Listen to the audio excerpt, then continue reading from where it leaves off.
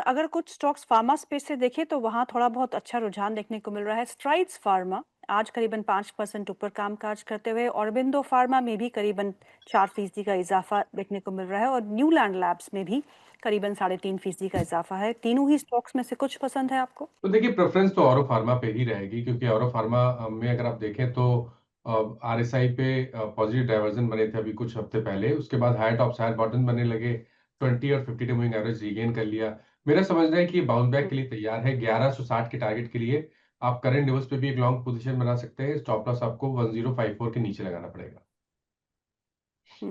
एक और स्टॉक है एनटीपीसी, जहां पे एक हफ्ते में एक अच्छा मोमेंटम लौटा है और आज ये स्टॉक 2% ऊपर है। इस पे क्या करना चाहिए? देखिए, वेट करना पड़ेगा अभी। ये कह रहा है कि यहाँ पर शॉर्ट टर्म बॉटम बना है, ये थोड़ा जल्दी है। ये सही है कि स्टॉक हम्म, लगातार 325 के आसपास सपोर्ट ले रहा है। इस बार भी 325 के आसपास लोज बने और वहां पर रिकवरी देखने को मिली। लेकिन बुलिश हम्म, टर्न होने के लिए कम से कम 200 डे मूविंग एवरेज के ऊपर निकलना जरूरी है। तो अगर 345 रुपए के हम्म, ऊपर निकलेगा तो ही खरीदारी करेंगे एनटीपीसी में। अदरवाइज यहाँ पर स्टॉक को हम्म, अवॉइड करना चाहिए। आपने लॉन्ग पोजीशन बना ली है तो 320 के स्टॉप लॉस से पोजीशन को होल्ड कर सकते हम्म। पर अक्सर ऑटो स्पेस में अब क्या करना चाहिए? ऑटो में काफी हलचल हम देख चुके हैं और वॉल्यूम भी अच्छे ठीक ठाक ही रहे थे, और क्योंकि मॉनसून भी पॉजिटिव रहा, जीएसटी में बदलाव भी हुआ और जीएसटी का जो फायदा है वो उन्होंने कस्टमर्स को देना शुरू भी कर दिया है मोस्ट ऑफ द कंपनीज। सो अब इस स्पेस पे क्या करना चाहिए? देखिए, ऑटो लकीली हमारे पोर्टफोलियो में हमने टीवीएस महिंद्रा जैसे स्टॉक्स काफी ले रखे थे। तो हमने ये जो हम्म, मेरे हिसाब से जीएसटी के बाद अगर किसी सेक्टर ने अच्छा मूव दिया है, बड़े सेक्टर में, तो वो ऑटो जी। है। तो उसमें हमने हम्म, प्रॉफिट बुक करना शुरू कर दिया है। हमने काफी प्रॉफिट बुक किया है इस इन दिनों। अब हमारे पास हम्म, पोर्टफोलियो में सिर्फ मारुति है या इन ऑटो ओईएम्स। हमने टीवीएस और महिंद्रा में प्रॉफिट बुक कर लिया है, बिकॉज हमारा ये हम्म, मानना है कि अभी मार्केट को आगे जाके सेकेंड ऑर्डर इम्पैक्ट समझ में आएगी कि एक्चुअली ये बैंक्स के लिए भी पॉजिटिव है, फाइनेंशियल्स के लिए काफी पॉजिटिव है। सिलेक्टेड बैंक्स जैसे मैंने हम्म, बताया, एचडीएफसी, एसबीआई, आईसीआईसीआई जैसी बैंकों के लिए, क्योंकि उनका भी क्रेडिट ग्रोथ रिवाइव हम्म, होना शुरू हो जाएगा Q3 Q4 से। और जैसे कि मैंने बताया, मार्जिन भी रिवर्स होंगे। तो हमने ये कॉल लिया है कि हम्म, ऑटो ने काफी आउट परफॉर्मेंस दे दी थी पोस्ट जीएसटी और going into the GST event also. तो हम्म, वहां पे हमने प्रॉफिट बुक करके हमारा एक्सपोजर जो है फाइनेंशियल में बढ़ाना शुरू कर दिया है। बिकॉज हमें हम्म। लगता है कि वो सेकेंड ऑर्डर इम्पैक्ट को अभी खेलना चाहिए। फर्स्ट ऑर्डर इम्पैक्ट का एक जो बड़ा रैली था हो चुका है। हाँ सर, फाइनेंशियल्स की बात करते हैं और एनबीएफसीज की बात करते हैं। Shriram finance, Bajaj Finserv, Bajaj finance, ये कैसे लगते हैं? तो मेरा ये मानना है कि मार्केट में जैसे कि आज चोला फाइनेंस ने अपना क्रेडिट कॉस्ट गाइडेंस बढ़ाया है, तो जी। एनबीएफसी को एक पक्का फायदा होने वाला है कि उनकी कॉस्ट ऑफ फंड घट रही। बिकॉज इंटरेस्ट रेट हम्म, 1% तो कट ही चुका है। शायद यूएस के रेट कट के जी। बाद यहाँ पे भी एक 25 20 50 उसके रेट कट की बातें शुरू हो जाए। हालांकि मुझे नहीं लगता है कि जी। होना चाहिए, बट हो जाए तो वो भी एनबीएफसी के लिए पॉजिटिव है।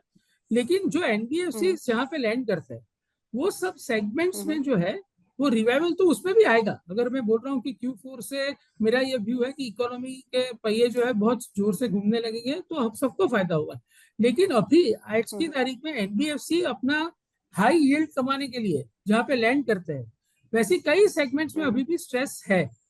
तो इसीलिए हम्म, मेरा ये मानना है कि it is too early to start buying into NBFCs, because not margin तो बढ़ेंगे, उसमें कोई मुझे शंका नहीं है, बिकॉज उनकी कॉस्ट ऑफ बोरोइंग कम हो जाएगी। हम्म, लेकिन असेट क्वालिटी के हिसाब से मुझे ऐसा लगता है कि वहां पे अभी स्ट्रेस है। तो और वैल्यूएशन हम्म, काफी बढ़ चुके हैं उसके सामने। बैंक्स में एचडीएफसी बैंक 2 टाइम बुक पे है, आईसीआईसी बैंक 2.5 टाइम बुक पे हम्म, है, एसबीआई बिलो बुक हम्म, वैल्यू है। तो वहां पे, और वहां पे हम्म, क्रेडिट कॉस्ट की बिल्कुल रिस्क नहीं है। वहां पे मार्जिन का रिस्क है, हम्म, लेकिन वो भी Q2 में ऑलमोस्ट बॉटम हो जाएगा। अगर आगे कोई रेट कट नहीं होता है तो Q2 में सभी बैंकों के मार्जिन बॉटम आउट हो जाएंगे और क्रेडिट ग्रोथ का फायदा उनको भी मिलने वाला है। तो वैल्यूएशन आधी है, क्रेडिट कॉस्ट का रिस्क कम हम्म, है, और Q2 हम्म, का बस खाली आपको झेलना है जहां मार्जिन कम आए। हम्म। माना सर, आपको क्या पसंद है एनबीएफसीज में? देखिए, सबसे बेहतरीन तो अगर आपके पास थोड़ा समय है तो बजाज फाइनेंस पे ही ध्यान दीजिए, क्योंकि यहाँ पर पैट काफी हम्म, पॉजिटिव बना हुआ है। स्टॉक ने पिछले हाइस को ब्रीच किया है, जो 960 970 की रेंज थी उसको ब्रीच किया है। मेरा समझना है कि अगर आप करीब 2 मंथ का टाइम ले सकते हैं तो 920 के स्टॉप लॉस से यहाँ पर खरीदारी करिए। 1100 रुपए तक के टारगेट्स पॉसिबल है। लेकिन अगर आप ट्रेडर हैं तो हम्म, श्रीराम फाइनेंस पे ध्यान दीजिए, क्योंकि यहाँ पर कुछ रिवर्सल के साइन देखने को मिले हैं। स्टॉक ने अपने 200 मूविंग एवरेज को जस्ट थोड़ी देर पहले अभी ब्रीच किया, उसके ऊपर निकला है। तो ट्रेडिंग के मौके दिखते हैं 610 के स्टॉप लॉस से 645 के टारगेट के लिए श्रीराम फाइनेंस में एक ट्रेडिंग कॉल लिया जा सकता है। माना सर मेटल स्पेस को भी देखिएगा, मेटल स्पेस में हलचल आई, उसके बाद थोड़ा बहुत थमे, थोड़ा बहुत प्रॉफिट बुकिंग भी आई, लेकिन कंसोलिडेशन चल रही है। Nalco, Tata steel, SAIL, NMDC, इनमें से किसी को कुछ खरीदना हो तो क्या खरीदे? तो देखिए ये जितने स्टॉक आपने बताए वो एक स्ट्रांग अपट्रेंड में दिख रहे हैं, क्योंकि पिछले हफ्ते जब ब्रेकआउट देखने को मिला उसके बाद हम कंसोलिडेशन देख रहे थे, लेकिन कुछ स्टॉक तैयार हो गए नेक्स्ट मूव के लिए। अगर दो ट्रेड हम्म, लेने हो तो पहला तो नैल्को पे खरीदारी करेंगे, क्योंकि यहाँ पर एक फ्रेश ब्रेकआउट देखने को मिला है। 210 के स्टॉप लॉस से 225 के टारगेट के लिए आप यहाँ पर एक ट्रेड ले सकते हैं। और दूसरा स्टॉक एनएमडीसी हम्म, का है। देखिए यहाँ पर एक फ्लैग पैटर्न का ब्रेकआउट हुआ है। 75 का एक बहुत ही हम्म, अहम रेजिस्टेंस स्टॉक ने ब्रेक किया है। तो 74.50 के स्टॉप लॉस से 80 रुपए के टारगेट के लिए एनएमडीसी में भी एक ट्रेड लिया जा सकता हम्म, पर अक्सर कंज्यूमर ड्यूरेबल स्पेस की बात करते हैं। जीएसटी से सबसे ज्यादा फायदा माना जा रहा है कि कंज्यूमर ड्यूरेबल स्पेस के ही होगा, वाइट गुड स्पेस पे ही होगा, लेकिन स्टॉक्स में उतनी रुझान, उतने मस्ती देखने को नहीं मिल रही। ऐसा क्यों? पहले तो देखिए, एक तो ये सीजनल स्टॉक है, तो काफी लोगों को ये एक रेजिस्टेंस होता है कि हमें सीजनल स्टॉक नहीं खरीदना है। अगले साल फिर समर हम्म, खराब हो गई तो क्या करेंगे। हम्म, तो ये एक प्रॉब्लम है। दूसरा ये है कि थोड़ा सा जीएसटी के बाद एक उछाल तो आया था। तो हम्म, मेरे हिसाब से इसे सिलेक्टिव रहना चाहिए। हमारे पास इसमें हेवेल्स है, ब्लू स्टार है, लेकिन काफी कम हम्म, रेट है हमारे पोर्टफोलियो में भी। और बिकॉज ये सीजनल हम्म, स्टॉक्स है तो इसमें थोड़ा सा मतलब you to be very very careful in this. हालांकि क्वालिटी ऑफ स्टॉक्स काफी अच्छी है, लेकिन तो हम्म, हमने कंजम्पशन स्पेस में ऑटो, जैसे कि मैंने बोला कि ऑटो पे हम काफी ओवरवेट से जो हम अभी कम हो गए। एफएमसीजी हमारे पास हम्म, है। और अभी आपने जो मेटल स्पेस की बात की, तो उसमें मेरा मेरा ये रहा है कि बिकॉज स्टील में domestic prices are lower than the import parity price by around 4%. So there is a chance to okay, increase steel prices by Indian companies. So JSW Steel हमारे ओके, पोर्टफोलियो में हमने लिया है, और NMDC हम भी काफी पॉजिटिव है। सिर्फ 8 का पी है, 4.5% डिविडेंड यील्ड है, और ग्लोबली आयरन और प्राइस ऊपर जा रहे हैं। और आज की तारीख में जो हम्म, एनएमडीसी का रियलाइजेशन इंडिया में है, वो 28% नीचे है हम्म, ग्लोबल पैरिटी प्राइस से। तो एनएमडीसी के लिए भी हम्म, काफी जगह है प्राइस हाइक लेने। तो okay, I think NMDC is also looking very good. Hmm. माना सर, अभी अभी कुछ खबरें जो है वो मार्केट में फ्लोट हुई है, बज है कि वीकली एक्सपायरी को खत्म कर दिया जाएगा 1 महीने में, और साथ में ही जो एक्सचेंजेस की एक्सपायरी है वो सेम डे होगी ऑल एक्सचेंजेस में। अगर ऐसा होता है तो इसे आप कैसा देखते हैं? तो देखिए अगर वीकली एक्सपायरी नहीं होती है तो भी मेरे मेरे ख्याल से, तो अब देखिए निफ्टी में केवल वीकली एक्सपायरी रह गई है। बैंक निफ्टी और फाइनेंशियल निफ्टी में अब वीकली एक्सपायरी नहीं होती है। तो हम्म, मेरा मैं नहीं समझता कि उसका कोई बहुत बड़ा इफेक्ट आना चाहिए। हालांकि ये सही है कि जो ब्रोकिंग स्टॉक है वहां पर एक छोटी सी प्रॉफिट बुकिंग देखने को मिल सकती है, बट क्योंकि ये 3-4 दिनों से न्यूज चल रही है तो मेरे ख्याल से वो भी डिस्काउंट हो चुका है, प्राइस में ही होना चाहिए। तो हम्म, बहुत ज्यादा गिरावट जो ब्रोकिंग स्टॉक्स है वहां पर भी नहीं देखने को मिलनी चाहिए। माना सर, बॉम्बे स्टॉक एक्सचेंज के स्टॉक पे नजर डालिएगा। आज ही खबर आई है कि एनएससी का आईपीओ जो है वो अगले 6 से 8 महीने में आ सकता है, अभी दूर है। पर बॉम्बे स्टॉक एक्सचेंज बीएसई पे क्या करना चाहिए? एनएसडीएल, सीडीएसएल जो जुड़ी हुई कंपनियां हैं। जी। तो देखिए बॉम्बे स्टॉक एक्सचेंज ने अभी अभी मेरे ख्याल से करीब 7-8 दिन पहले अपने 200 मूविंग एवरेज को टेस्ट किया, वहां पर रिकवरी देखने को मिली, लेकिन ऊपर की तरफ 50 डे हम्म, मूविंग एवरेज ब्रेक नहीं हो पाया। फिर भी मेरा समझना है हम्म, कि यहाँ से बहुत ज्यादा गिरावट आपको शायद बीएससी में देखने को नहीं मिलेगी। अगर एक हम्म, पोजिशनल ट्रेड के हिसाब से आपने कोई लॉन्ग पोजीशन बनाई हुई है तो वहां पर 2000 के स्टॉप लॉस से पोजीशन को होल्ड किया जा सकता है। लेकिन कॉन्फिडेंस के साथ अगर हम्म, खरीदारी करनी हो तो फिर 2400 रुपए के ऊपर करेंगे, क्योंकि अगर 2400 का आंकड़ा ब्रेक होगा उसका मतलब होगा कि स्टॉक ने एक शॉर्ट टर्म बॉटम बनाया है, और उसके बाद नए मूव में हम्म, आपको शायद 2800 या 2900 रुपए तक की रैली देखने को मिल सकती है। बट फिलहाल के लिए मैं नहीं समझता कि यहाँ पर कोई बहुत बड़ी गिरावट देखने को मिलेगी। हम्म, हम्म। आज मज़गांव टॉक में भी एक अच्छा रुझान देखने को मिल रहा है। बहुत सारी चुनिंदा डिफेंस स्पेस की कंपनियां हैं जहां पे एक मोमेंटम जो है वो वापस लौटा दिखा है, शार्प करेक्शन भी हमने देखी है। तो पराग सर, डिफेंस स्पेस में आपका नजरिया क्या बन रहा है? इसमें ऑर्डर्स मिलना शुरू हो चुके हैं, बातचीत शुरू हो चुकी है, and they are doing very well as far as the order book is concerned. Defence में हमारे पास पोर्टफोलियो में HAL एक ही स्टॉक है, तो और दूसरा हमें जो अच्छा लगता है भारत इलेक्ट्रॉनिक्स है।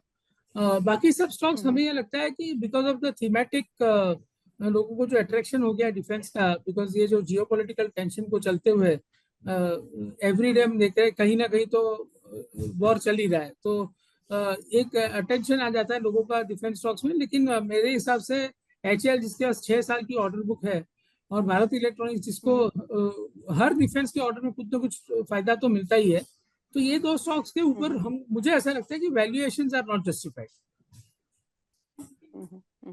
मानस सर, टाटा मोटर्स के स्टॉक को देखिएगा, साइबर अटैक की खबरों के बीच में टाटा मोटर्स की बिजनेस पे कुछ इम्पैक्ट पड़ सकता है, बिकॉज JLR जो है वो major revenues come from that segment only. आज स्टॉक जो है नीचे है 706 के स्तर पे, खरीदना चाहिए ऑन डिप्स? तो बिल्कुल खरीदना चाहिए, क्योंकि ऐसा लग रहा है कि एक शॉर्ट टर्म बॉटम तो ऑलरेडी बन चुका है 640 650 की रेंज में। स्टॉक ने हायर टॉप हायर बॉटम्स का कंफर्मेशन 4 दिन पहले दिया था। हालांकि एक छोटी सी प्रॉफिट बुकिंग 200 मूविंग एवरेज के आसपास देखने को मिली है, बट आई थिंक इस गिरावट पे खरीदारी की जा सकती है। 680 रुपए के स्टॉप लॉस से 674, माफ करिएगा, 674 के स्टॉप लॉस से खरीदारी करेंगे। एक पोजीशन ट्रेड लिया जा सकता है 760 760 रुपए के टारगेट के लिए। मानस सर, आपको कौन से स्टॉक्स पसंद है? तो देखिए, किस कुछ स्पेस में? स्टॉक के बारे में सॉरी। पहले बात हो चुकी है, लेकिन अगर उसके अलावा अगर हम देखें तो टाटा केमिकल में मेरे हिसाब से एक ट्रेड लिया जा सकता है। स्टॉक में इनवर्स रेंज पैटर्न का ब्रेकआउट इंट्राडे चार्ट पे देखने को मिला है, तो 940 के स्टॉप लॉस से यहाँ पर 1000 रुपए के टारगेट के लिए खरीदारी की जा सकती है। दूसरा, जो ऑयल मार्केटिंग कंपनीज है वहां पर काफी स्ट्रेंथ लग रही है, जी। चाहे वो HPCL हो, BPCL हो या IOC हो। जो मेरी पसंद है वो IOC है। IOC को करंट लेवल्स पे एक यहाँ पर लॉन्ग पोजीशन बनानी चाहिए 142 के स्टॉप लॉस से 150 रुपए के टारगेट के लिए। पराग सर, आपको कौन से स्टॉक्स पसंद है? सेक्टर्स की तो आपने बात कर ली थी। नहीं, जो मेरा हमारा फर्स्ट ऑफ ऑल मैं डिस्क्लेमर देना चाहूंगा, जो भी स्टॉक्स के ऊपर हमने बात की मोस्टली हमारे पोर्टफोलियो में है, और इन्वेस्टर्स अपने फाइनेंशियल एडवाइजर को पूछ के ही स्टॉक्स में इन्वेस्ट करें। तो जैसे कि जी। मैंने बताया कि हमारा जो टॉप होल्डिंग्स है वो यही है। आज की तारीख में रिलायंस है, L&T है, FMCG में जैसे मैंने बताया डाबर और मैरिको है, IT में Infosys, TCS, HCL tech, Wipro, LTI Mindtree और टेक महिंद्रा है, और बैंकिंग में जैसे मैंने बोला वेटेज HDFC। वेटेज ज्यादा IT की लगती है।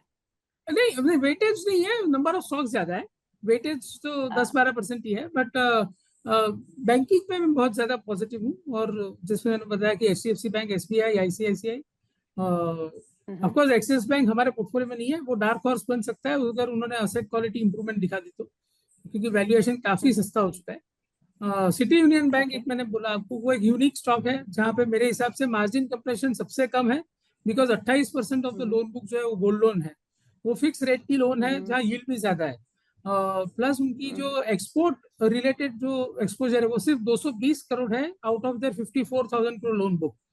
तो स्टॉक भी खाली ओके। 1.2 टाइम बुक पे है, 10 के पीक है, 15% ग्रोथ मिनिमम आनी है, और ROA जो है 1.5% है। तो ये मेरे ख्याल से one of the best bank है अगर किसी को लेना हो तो, but from long term perspective I would say. Parag sir, बहुत बहुत शुक्रिया आज प्रोग्राम में शामिल होने के लिए। मानस सर, आपका भी बहुत बहुत शुक्रिया। You have a great day ahead sir. Thank you. तो प्रोग्राम को यहीं हम समाप्त करते हैं। बाजार में उठापटक बिल्कुल जारी है, कभी लाल निशान तो कभी हरा निशान, एक छोटे से दायरे में बाजार घूमता हुआ। इस समय 34 अंकों की मजबूती और 25,000 के आंकड़े के ऊपर एक बार फिर निफ्टी कामकाज करते हुए, और सेंसेक्स में 132 अंकों की मजबूती है, और बैंक निफ्टी इस समय 177 अंक मजबूत। बैंक निफ्टी भी जो है एक अच्छी रिकवरी दिखाते हुए डे हाई पे इस समय बैंक निफ्टी कामकाज करते हुए। इस प्रोग्राम को यहीं समाप्त करते हैं।